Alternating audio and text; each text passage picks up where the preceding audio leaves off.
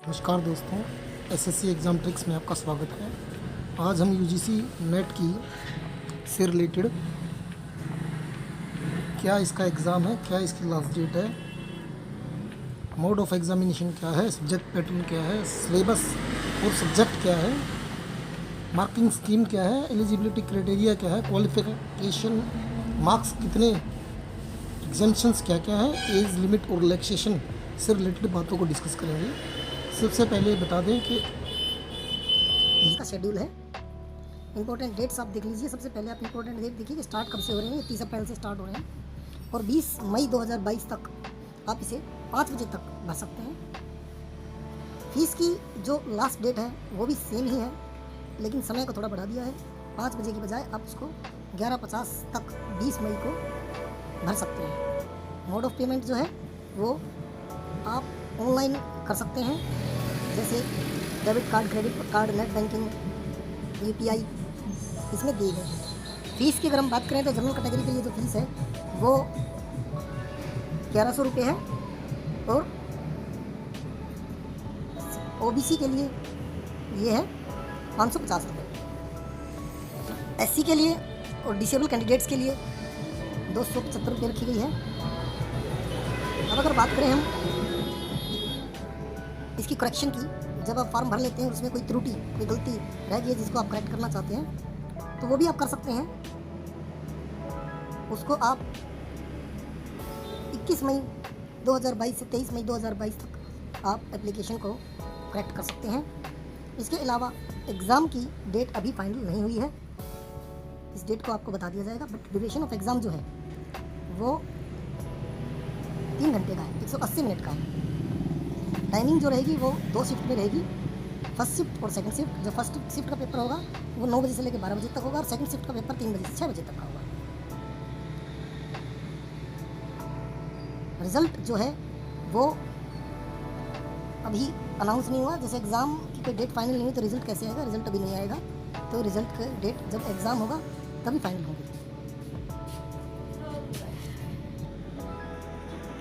Online form भरने के steps कौन से हैं? सबसे पहले रजिस्ट्रेशन नंबर जनरेट करना पड़ेगा। इसके लिए आपको ईमेल आईडी और मोबाइल नंबर की ज़रूरत है।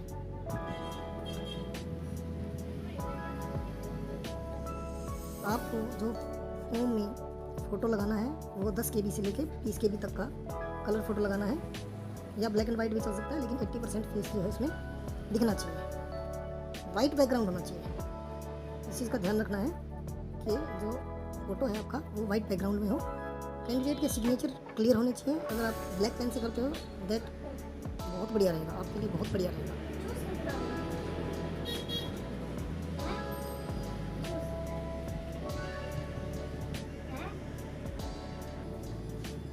रजिस्ट्रेशन करने के बाद कॉपी कंफर्मेशन की रखनी है अपने पास, उसको डाउनलोड कर लेना है और उसके बाद अपनी बाकी की डिटेल्स डालनी है। जिस तरह जैसे ईमेल आईडी, जैसे आपको कॉन्टैक्ट डिटेल हो गई, आपकी कैटेगरी हो गई, एजुकेशनल डिटेल्स हो गई, और इससे रिलेटेड और भी चीज़ें आप एडिट और मॉडिफाई कर सकते हैं। जब आप सारी डिटेल्स भर दोगे तो उसके बाद आपको फॉर्म सबमिट का ऑप्शन आएगा। आप फॉर्म सबमिट करके पेमेंट कर सकते हैं। जैसे आप पेमेंट कर दोगे फॉर्म आपका पूरा हो जाएगा, सबमिट हो जाएगा। उसके बाद इसमें कोई करेक्शन का चांस नहीं रहेगा। करेक्शन की डेट आपको बता दी गई है, जब भी आप करेक्शन करना चाहें कर सकते हैं, लेकिन विद इन द डेट जो कि आपको बता दी गई है। जब आप अपना पूरा फॉर्म भर लेते हैं तो आप उसका प्रिंट जरूर रखें। बात करें एग्ज़ाम पैटर्न की, जो मोड ऑफ एग्जामिनेशन होगा वो आपका कंप्यूटर बेस्ड होगा। कंप्यूटर पे आपका टेस्ट लिया जाएगा, कंप्यूटर पे ही आपको आंसर देने पड़ेंगे और ये ऑनलाइन मोड में होगा। अगर हम एग्ज़ाम पैटर्न की बात करें तो इसमें 2 पेपर होंगे, पेपर 1 और पेपर 2। पेपर 1 जो होगा वो 100 नंबर का होगा, जिसमें क्वेश्चन 50 पूछे जाएंगे और यह पेपर 3 घंटे का होगा।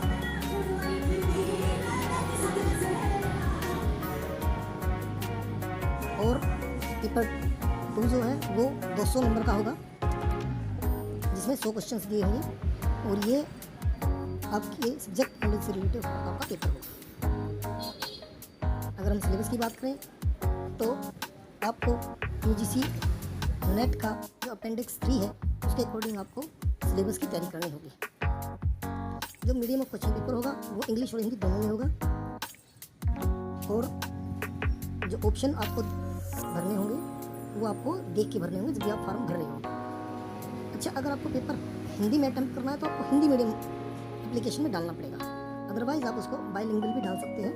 इंग्लिश और हिंदी दोनों में आपका पेपर आएगा। बाय डिफ़ॉल्ट वो इंग्लिश में आता है, अगर आप हिंदी में डालोगे तो वो हिंदी में भी आएगा। अब मार्किंग स्कीम की बात कर लेते हैं। हर एक क्वेश्चन 2 नंबर का होगा, और अगर आपका क्वेश्चन ठीक होता है तो आपको 2 नंबर मिलेंगे। नेगेटिव मार्किंग इसमें नहीं है, अगर कोई क्वेश्चन आपका गलत हो जाता है तो आपको कोई भी मार्क्स आपका नहीं कटेगा। लेकिन अगर आपने क्वेश्चन छोड़ दिया है तो उसका भी आपको नंबर नहीं मिलेगा। और जो ऑनलाइन मोड होता है उसमें आप क्वेश्चन पेपर इस ढंग से करें कि अगर आपको क्वेश्चन पेपर में डाउट है तो आप उसको छोड़ लें, थोड़ी देर के लिए रोक लें, आप उसको मार्क कर सकते हैं एज ए येलो मार्क, या उसको ट्राइंगल या सर्कुलर या रेक्टेंगल फॉर्म में आप उसको बाद में अटेम्प्ट करने के लिए छोड़ सकते हैं। इस तरह के ऑप्शंस भी आपको आते हैं। लेकिन अगर आप उनको ब्लैंक छोड़ दोगे, यानी कि आप उसको उसमें ऑप्शन ही नहीं करोगे, तो वो अनअटेम्प्ट माने जाएंगे और उसका कोई भी नंबर आपको नहीं मिलेगा। एलिजिबिलिटी क्राइटेरिया की बात करें तो आपके पास पोस्ट ग्रेजुएशन यानी कि मास्टर डिग्री आपके पास होनी अनिवार्य है, और उस मास्टर डिग्री में आपके 55% या उससे ऊपर ही मार्क्स होने जरूरी है। सब्जेक्ट आप देख सकते हैं humanities, social science, computer science and application, electronic etcetera दिए हुए हैं। इसके अलावा भी बहुत सारी और भी एलिजिबिलिटी क्राइटेरिया हैं जो आप अच्छे से पढ़ सकते हैं, डिटेल उनकी दी हुई है। इसके अलावा आपसे कुछ उन्होंने इंस्ट्रक्शंस भी डिस्कशन किया है, जैसे असिस्टेंट प्रोफेसर के लिए क्या एलिजिबिलिटी है और जूनियर रिसर्च फेलो के लिए क्या एलिजिबिलिटी है। तो इस तरह की चीज़ें आपसे डिस्कस कर लेंगे। आप नोटिफिकेशन में पढ़ना चाहें तो पढ़ सकते हैं। अगर आप नेट क्वालिफाई कर रहे हैं तो आपको ये इंस्ट्रक्शंस ज़रूर पढ़नी चाहिए। इससे आगे अगर हम बात करें एग्जाम्शंस की, जैसे एलिजिबिलिटी फॉर असिस्टेंट प्रोफेसर, अगर कोई नेट क्वालिफाई करके पीएचडी में एडमिशन नहीं लेना चाहता but as a assistant professor काम करना चाहता है तो on the basis of NET वो ये कर सकता है। इस गाइडलाइन को अच्छे से पढ़ लें। नए रूल्स आपको यहाँ मिल जाएंगे, ऐसा कर सकता है कि नहीं, इससे रिलेटेड भी आपको इन्फॉर्मेशन यहाँ मिल जाएगी। बट ये थोड़ा सा कन्फ्यूजन रहता है कैंडिडेट्स को कि असिस्टेंट प्रोफेसर क्या वो काम कर सकता है या नहीं कर सकता। असिस्टेंट प्रोफेसर एज ए वो काम कर सकता है, लेकिन नेट या पीएचडी होना चाहिए। अगर आपको नेट क्वालिफाई कर रहे हो आप तो आप एलिजिबल हो जाओगे as assistant professor, but after some period उसके लिए कुछ समय दिया गया होगा जिसके बाद आपको मे भी पीएचडी करना पड़ेगा। तो डिपेंड करता है, ये आपको ज़रूर से ज़रूर यहाँ पे एक बार नोटिफिकेशन में पढ़ लेना है, जिससे आपको इस तरह की आगे कोई दिक्कत ना आए। अब अगर हम एज लिमिट की बात करें तो 31 यानी कि 31 साल से ज़्यादा का नहीं होना चाहिए अगर आप जीआरएफ के लिए अप्लाई कर रहे हैं। और अगर आप नेट के लिए अप्लाई कर रहे हैं, असिस्टेंट प्रोफेसरशिप के लिए अप्लाई कर रहे हैं, तो इसमें कोई अपर एज लिमिट नहीं है। No upper age limit in applying for UGC NET for assistant professor. Reservations आपको बता दें, 15% of seat for SC candidate की रिजर्वेशन होती है। 7.5 seat for the scheduled tribe, 27% seat जो है वो अदर बैकवर्ड क्लासेस जो नॉन क्रीमी लेयर हैं, सेंट्रल लिस्ट में शामिल हैं, उनके लिए होती हैं। और 10% जो है ईडब्ल्यूएस, जो जनरल ईडब्ल्यूएस होता है, इकोनॉमिकल वीकर सेक्शन जो होता है, उसके लिए रिजर्व होता है। 5% सीट जो होती हैं वो फिजिकल डिसेबिलिटीज़ के लिए होती हैं। 50% से ज़्यादा डिसेबिलिटी उसमें चाहिए होता है। और एज पर गाइडलाइन यानी कि court of chief minister for person with disability से रिलेटेड आपका जो है ईडब्ल्यूडी सर्टिफिकेट होना अनिवार्य है। अगर हम इसमें और बात करें तो पीडब्ल्यूडी सेक्शन को आप और भी अच्छे से पढ़ सकते हैं, जिसमें बहुत सारी बातें लिखी हुई हैं। अगर आप फिजिकल हैंडीकैप कैंडिडेट है तो आपको ये जरूर पढ़नी चाहिए, नहीं तो आप इसमें बहुत कुछ लॉस कर दोगे, क्योंकि किस तरह के रिलैक्सेशंस इसमें दिए गए हैं वो सारे जो है यहाँ पर डिस्कस किए गए हैं। तो हम अगर बात करें आगे मेन पॉइंट रजिस्ट्रेशन और एप्लीकेशन प्रोसेस की, जो हम ऊपर डिस्कस कर चुके हैं कि जैसे कैसे कैसे हमें इस फॉर्म को भरना है। लेकिन इसमें डॉक्यूमेंट्स कौन कौन से चाहिए होते हैं वो नॉर्मली हम आपको बता दें। जैसे एजुकेशनल सर्टिफिकेट्स आपके चाहिए होते हैं, 10वीं 12वीं ग्रेजुएशन, पोस्ट ग्रेजुएशन, बीएड, जो भी आपने किए होते हैं। फ़ोटो इसमें चाहिए होता है। जो फ़ोटो का साइज़ होता है वो 10 KB से लेकर 20 KB के बीच में होना चाहिए। और सिग्नेचर जो हो वो आपके 4 GB से लेकर 30 GB के बीच में होना चाहिए।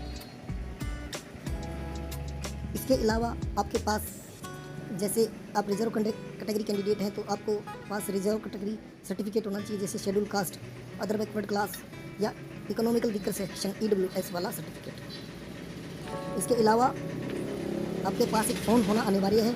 अगर फ़ोन नहीं होगा तो मैसेज आपके पास नहीं आएगा, और मैसेज आपके पास नहीं आया, जो OTP आपके पास आएगा वो नहीं मिलेगा, तो आपका फॉर्म सबमिट हो नहीं पाएगा। इसके अलावा बहुत सारी प्रिकॉशंस जो है आपको ध्यान रखनी है, सावधानियाँ आपको बरतनी है, और जो इमेजेस आपको डालनी है वो बहुत ही क्लियर और प्रॉपर डालनी है। तो इस तरह से आप नेट का फॉर्म, UGC नेट का फॉर्म भर सकते हैं। इसके अलावा आपको और बहुत सारी जानकारियाँ जो है नोटिफिकेशन में दी हुई हैं, जो कि आप यहाँ से डाउनलोड करके पढ़ सकते हैं। इसमें एडमिट कार्ड से रिलेटेड भी बहुत सारी बातें लिखी गई हैं, बट यहाँ पढ़ने की ज़रूरत नहीं है, क्योंकि जैसे एडमिट कार्ड इसका आता है तो एडमिट कार्ड में हम बहुत सारी जानकारियाँ जो हैं वहाँ उसके पेज पर दी हुई होती हैं। ज़्यादातर यहीं से कॉपी पेस्ट होती हैं। थोड़ा सा डिस्कस करना चाहें तो कर सकते हैं। जैसे इसमें मेन पॉइंट्स क्या क्या है, जैसे कोई एडमिट कार्ड जो है बाय पोस्ट नहीं भेजा जाएगा, यानी कि जितने भी एडमिट कार्ड है वो ऑनलाइन ही आएगा। एडमिट कार्ड जो है वो डुप्लीकेट एडमिट कार्ड आपका इश्यू होगा। ओरिजिनल कॉपी जो है वहाँ NTA के पास रहती है, जो UGC नेट एग्ज़ाम में मैच करते हैं कि कैंडिडेट राइट है कि नहीं। इसके अलावा जो एडमिट कार्ड है वो इनकम्प्लीट नहीं होना चाहिए, यानी कि अगर उस पर स्टैम्प मांग रखी है, फ़ोटो मांग रखा है, फ़ोटो अटेस्टेड मांग रखा है, तो वो अटेस्ट होना चाहिए। जो भी रिक्वायरमेंट है वो फुलफिल होना चाहिए, वो इनकम्प्लीट नहीं होना चाहिए। इसके अलावा एडमिट कार्ड में रिपोर्टिंग टाइम दिया गया है, आपको उसको फॉलो करना होता है कि जो रिपोर्टिंग का टाइम है वो जो है आपका मिस ना हो, वो आप समय पर पहुँचे। इसके अलावा एडमिट कार्ड पर और भी बहुत सारी इन्फॉर्मेशन लिखी होती है, जैसे नाम हो गया, फादर नेम हो गया, डेट ऑफ बर्थ हो गई, तो वो क्लियरली लीजिबल होना चाहिए। अगर आपको एडमिट कार्ड के बारे में बताऊं कि आपको admit card black and white ठीक रहेगा या कलर ठीक रहेगा, या कौन सा आपको लेके एग्जामिनेशन में जाना है, तो मैं आपको बता देना चाहता हूँ कि आप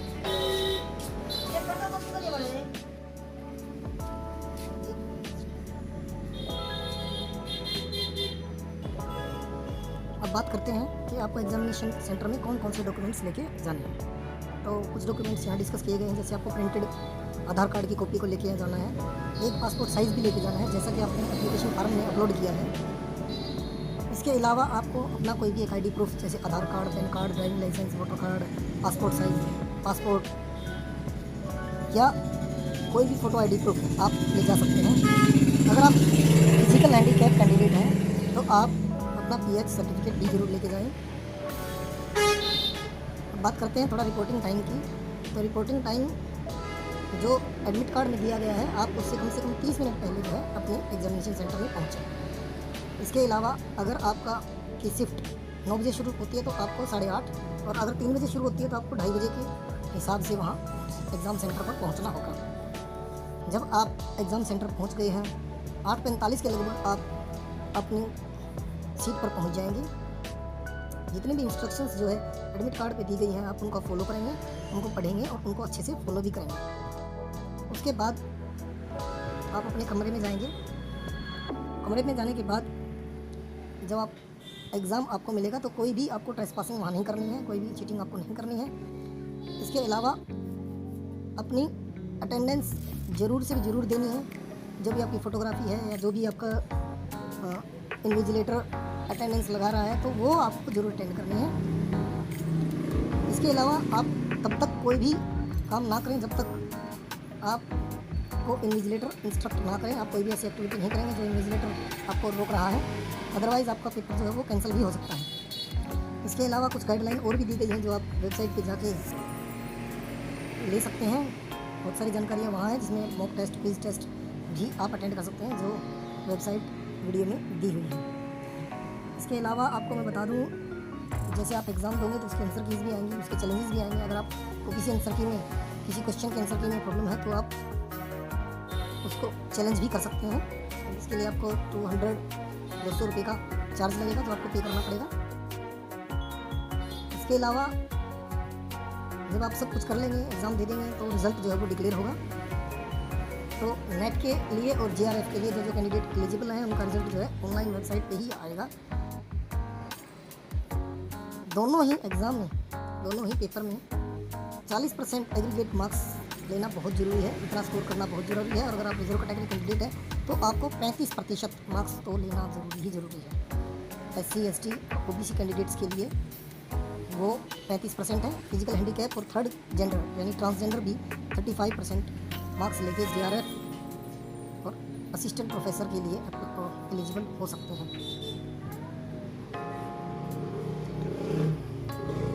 इसके अलावा और भी यहाँ पे कुछ कैलकुलेशंस दी गई हैं कि आपकी स्कोरिंग जो हो किस तरह से होगी, दोनों पेपर की स्कोरिंग किस तरह से ली जाएगी। नया प्रोसीजर जो है जो जोड़ा गया है जिसको नॉर्मलाइजेशन प्रोसीजर बोलते हैं। नॉर्मलाइजेशन में बेसिकली होता क्या है, जैसे कोई भी एग्ज़ाम है वो अलग अलग शिफ्ट में होता है। तो किसी एग्ज़ाम में कोई पेपर हार्ड आ जाता है, कोई एग्ज़ाम में कोई पेपर बहुत ईजी आ जाता है। तो इसको नॉर्मलाइज करने के लिए एक नॉर्मलाइजेशन प्रोसेस लाया गया है जिसके अकॉर्डिंग जो है कुछ क्राइटेरिया सेट किया गया है। जैसे क्राइटेरिया इसमें दिया गया है शिफ्ट 1 और शिफ्ट 2 की।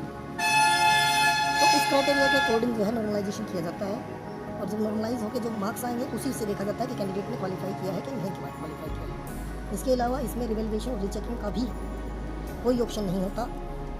आपको ना रीचेकिंग मिलेगी ना रिवैल्यूएशन मिलेगा। जो रिज़ल्ट अनाउंस हो गया है वही रिज़ल्ट आपका फाइनल रिज़ल्ट है। इसके अलावा इसमें और कुछ नहीं दिया गया है। जो मेन पॉइंट पे हमने डिस्कस कर लिए हैं।